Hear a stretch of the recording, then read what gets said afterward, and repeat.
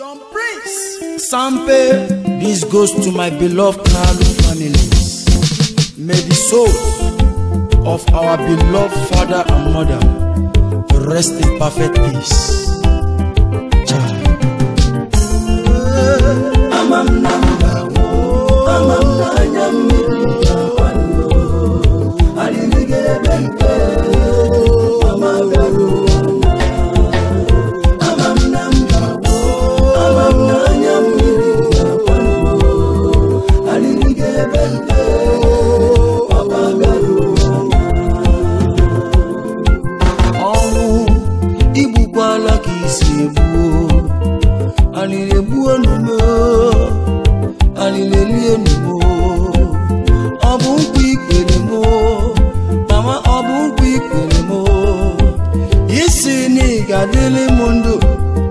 Biafra were bia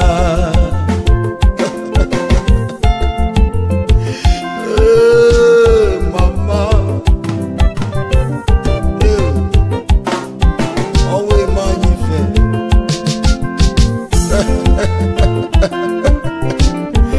ezibonde Sampe akwa lele kamna akwa o akwa lele kamna akwa o IPOB nebe Biafra nine nebe ewu okunu senaba ewu ife manyo amamnanga ewu amamna nyamiri kwa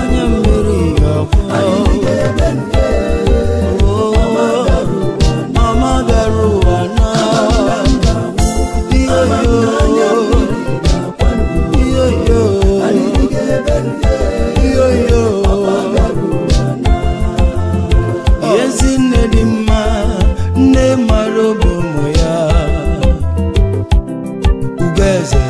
Salomi memu kukano mi wandi nobi nola nile Mama Biafra obu kisirina onwu gi juru manya o onwu gi juru manya o afọ mulo dogu o ọkwa na 21st October ka nnụrụ ka isi na 30th of August ka ị nwụrụ na Germany aka na-ekwu ka na-ekwu a na-asị ka a na-asị o ife m nụkwara ọzọ bụ na papa anyị anwụọla eze Izrel anwụọla okwu adịghị Igbo mma anwụọla Royal Majesty awana egwu kwana egwu kwana egwu kwana egwu kutuana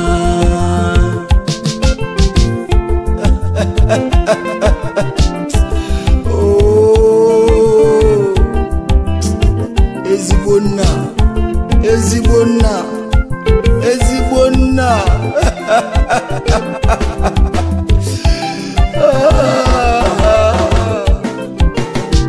Sampe amamnandawo amamnanyamiriga anyamiriga mama daruwana iyo yo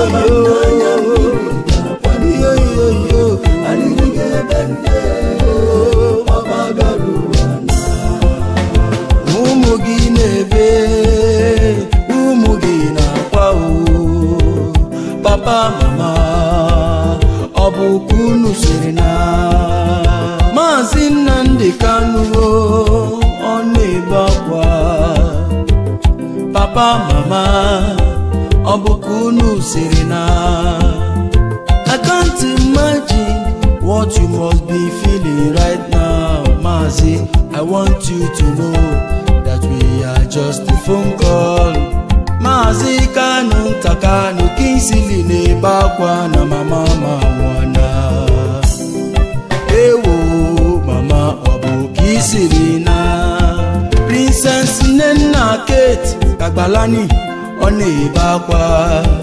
Prince Emmanuel fine boy Kanu ọ na-ebe akwa. Princess Chinwe Godwin divine mother ọ na-ebe akwa. Maazị Uche Mofọ na-ebe akwa, ọ bụ ka unu siri jee. Stephen Dezi Kagbalani ọ na-ebe akwa. Prophet Yawis Young ọ na-ebe akwa. Mrs. Ejezie Mama Biafra ọ na-ebe akwa. Nnemeka Chibudo Kanu ọ na-ebe akwa.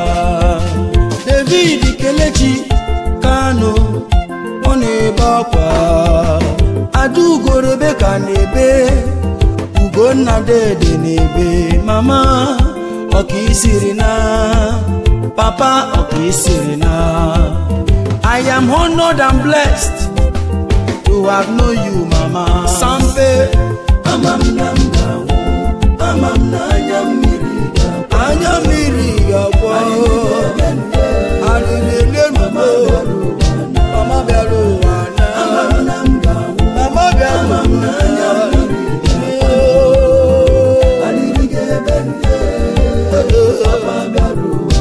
Nne mo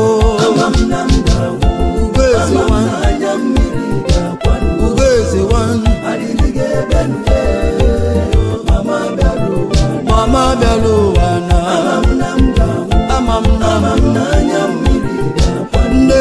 Nemo Papa Beluana Omudo Obuanigi Ewu kutu His Royal Highness Isile Odogu Odogu Odogu Odogu Odogu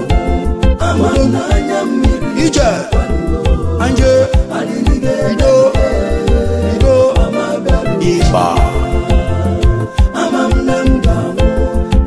Don Prince Sampe.